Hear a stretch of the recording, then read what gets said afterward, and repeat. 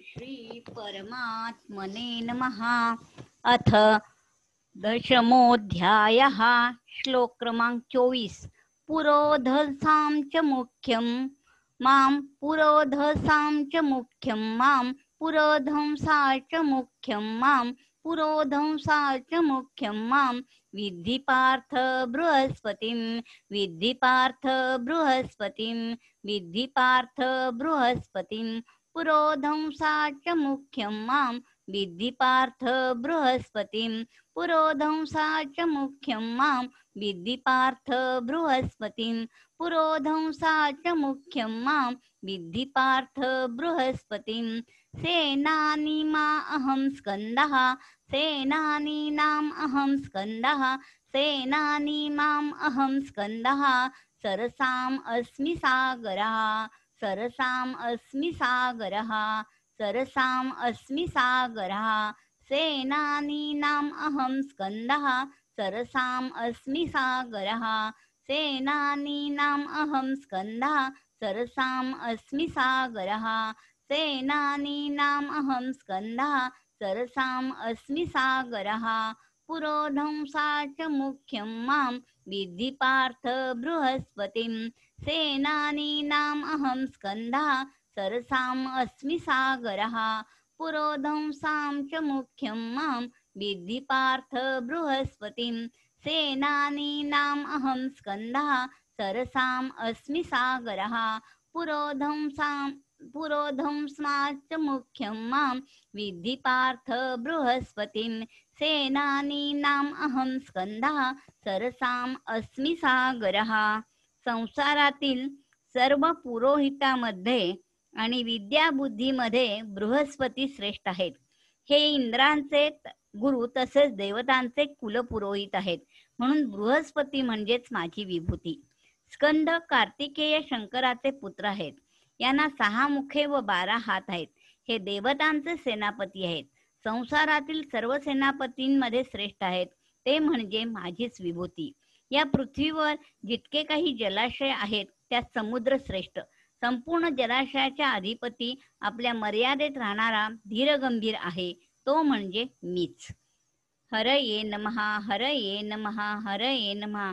आता 25वा श्लोक घेऊया.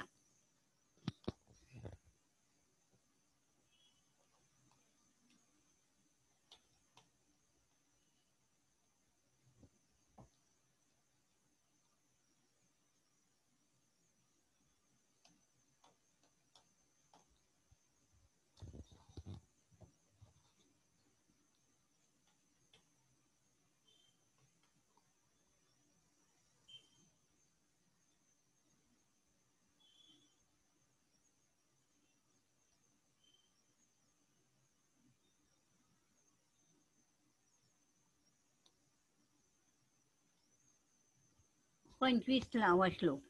महर्षीणां भृगुऽहं महर्षीणां भृगुऽहं महर्षीणां भृगुऽहं गिराम् अस्मि एकम् अक्षरं गिराम् अस्मि एकाक्षरं गिराम् अस्मि एकाक्षरं महर्षीणां भृगुऽहं गिराम् अस्मि एकामक्षरं महर्षीणां भृगुऽहं गिराम् अस्मि एकामक्षरं महर्षीणां भृगुऽहं गिरामेकास्मि अक्षरं यज्ञानां जपयज्ञोऽस्मि यज्ञानां जपयज्ञोऽस्मि यज्ञानां जपयज्ञोऽस्मि स्थावराणां हिमालयः स्थावराणां हिमालयः स्थावराणां हिमालयः यज्ञानां जपयज्ञोऽस्मि स्थावराणां हिमालयः यज्ञानां जपयज्ञोऽस्मि स्थावराणां हिमालयः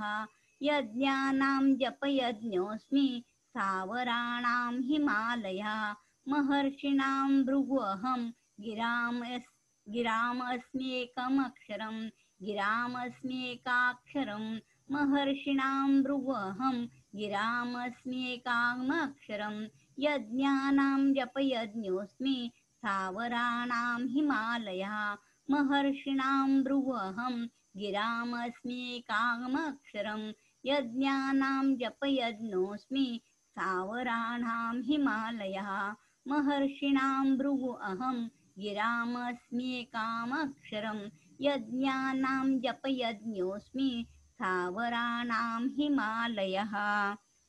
भृगुअहम अत्रे मरीची इत्यादी महर्षीमध्ये भृगुजी मोठे भक्त ज्ञानी आणि तपस्वी यांनीच ब्रह्मापेक्षा विष्णू महेश यांच्या परीक्षा घेतली व भगवान विष्णू सर्वश्रेष्ठ सिद्ध केले। विष्णूनेही आपल्या वक्षस्थलावर यांच्या चरणचिन्हांना भृगुलता नामाने धारण केले। भृगरहम ही माझी विभूती।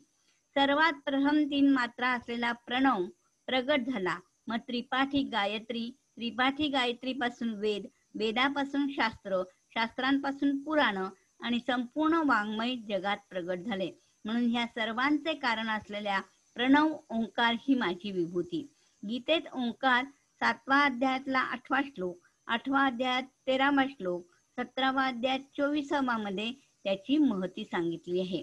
मंत्राने जितके यज्ञ केले जातात त्यात अनेक वस्तूंची आवश्यकता आहे व ते करण्यात थोडा दोष राहतो, परंतु जपयज्ञात कशाचीही आवश्यकता नाही, त्यामुळे सर्व दोष नष्ट होतात।